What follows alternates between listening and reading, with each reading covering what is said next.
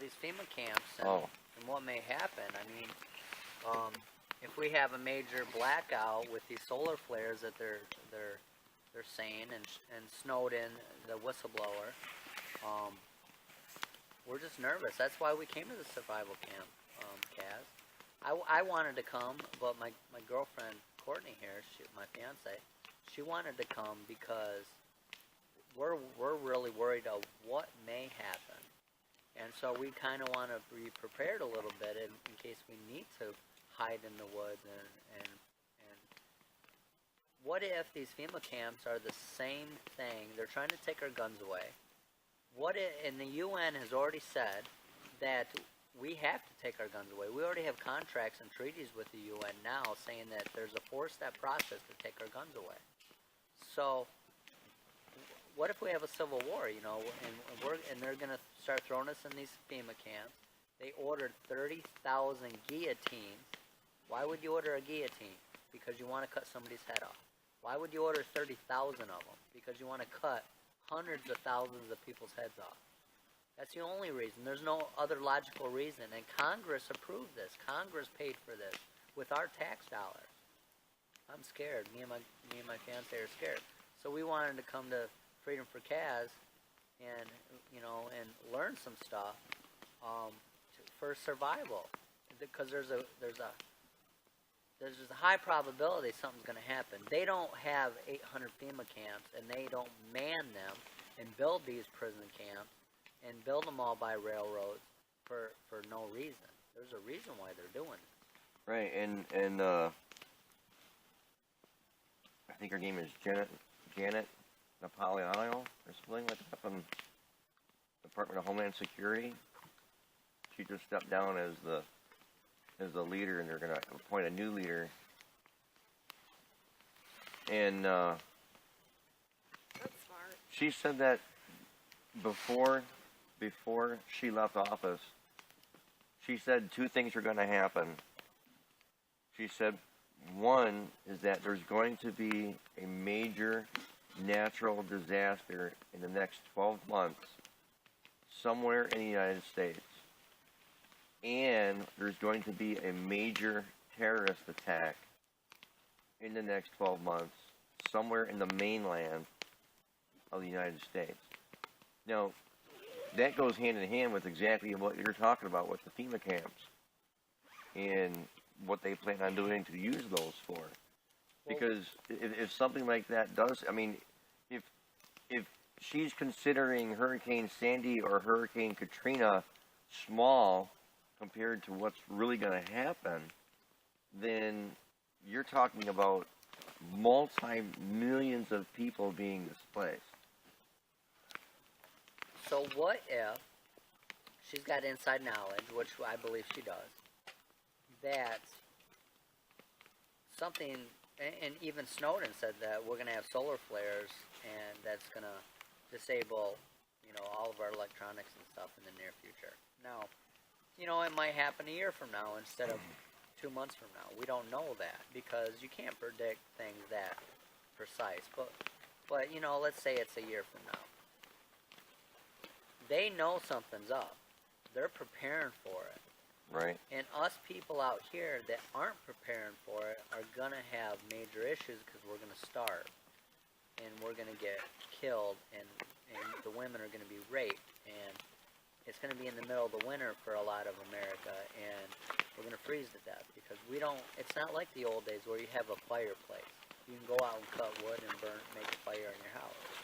People in New York City or all these big cities, they rely on the government. They rely on natural gas. They rely on, these big corporations to keep them warm, and to Walmart and these big stores to feed them. What are you going to do when you can't go to the store to buy food? What are you going to do when you don't have any food stocked up? And what pisses me off is the FBI and the CIA and the government, they have specifically said that we're not allowed to have food stocked up for more than 7 days, and if we do, we're a potential terrorist. And you know what's funny about that is in the 20s and 30s, the government encouraged people to stock up on food. They encourage people to fill their cellars and share with one another. And now it's the opposite, John. You're exactly right. Now it's the opposite. They're telling people that you can't store food and you can't store ammunition and you can't do all these things that people used to do. Now that they're so attached to the infrastructure of the government for utilities. You're absolutely right. You're absolutely correct. It's against the law in a lot of states to even collect rainwater. It is.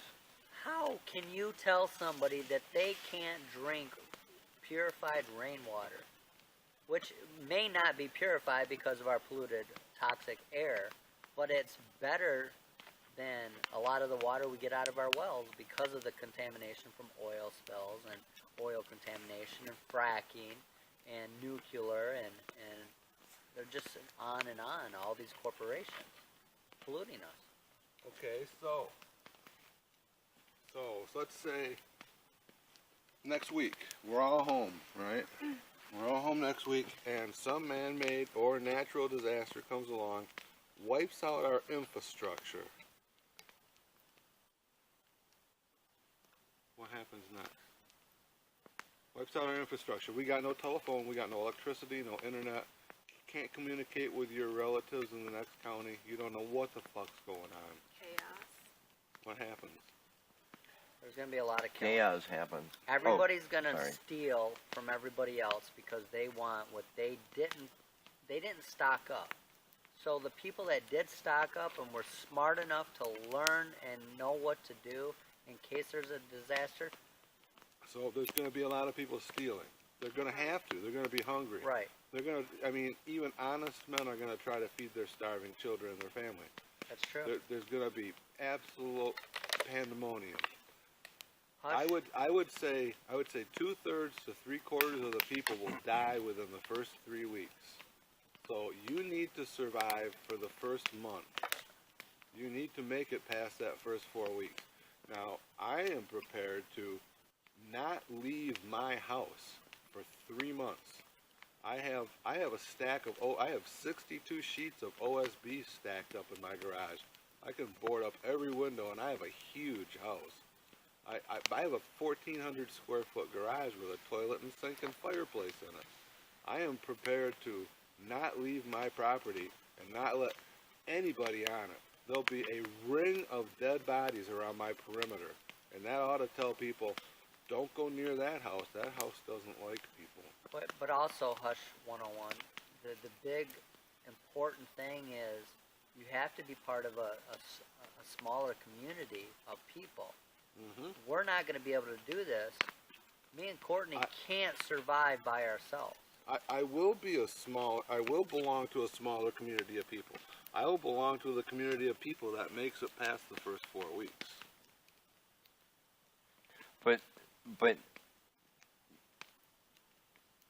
the people that make it past the first 4 weeks are still going to want to steal what you have.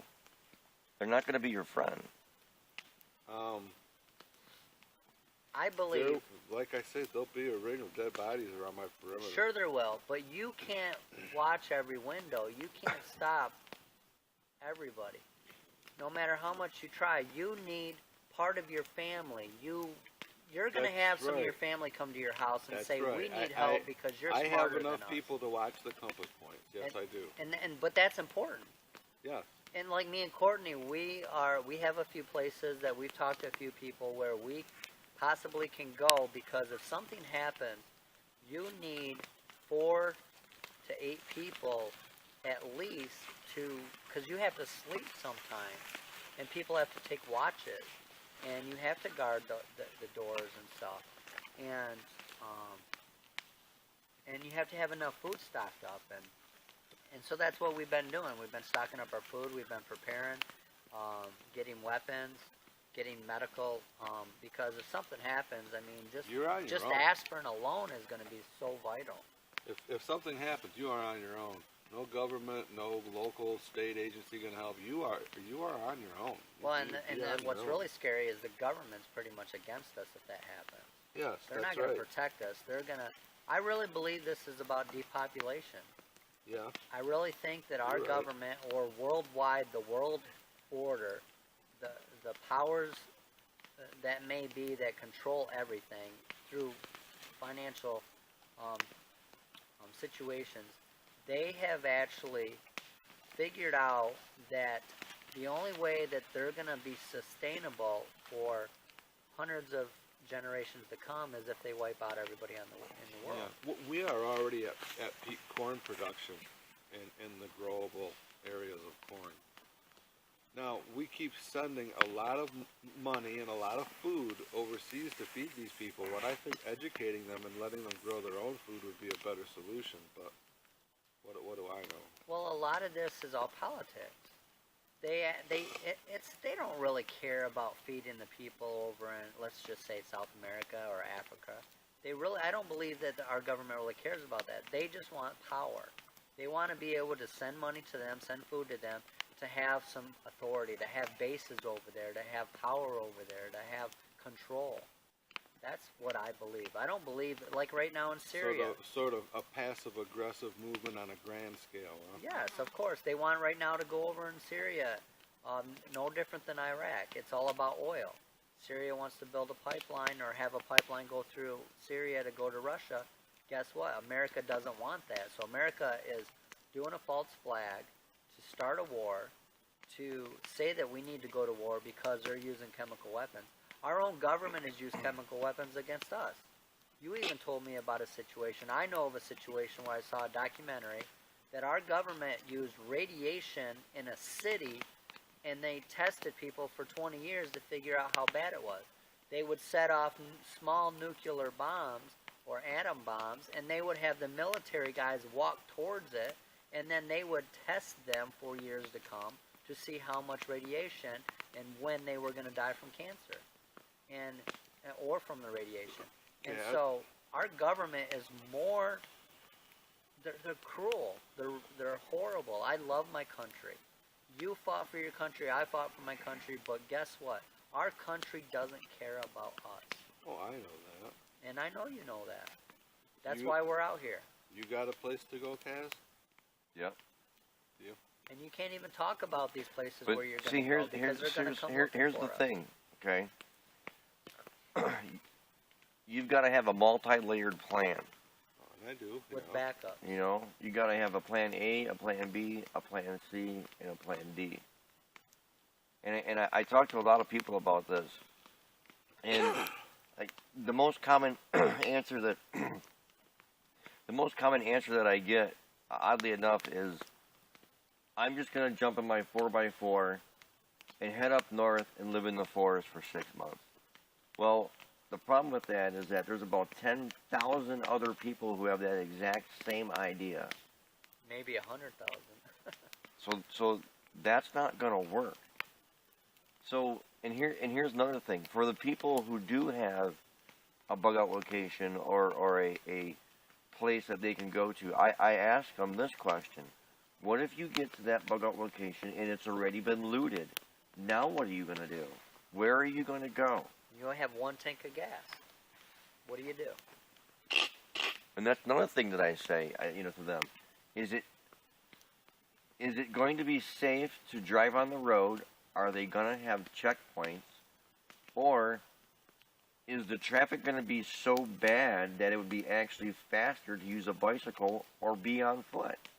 What if it's like the movie Red Dawn, where America allows Russian troops to come and take over our country, parts of it? What if it's scheduled that way? What if it's planned? We're fighting, just the common man is fighting Russian troops. And we know that's factual because they've already signed documents that we can have thousands of Russian troops in our country. Why?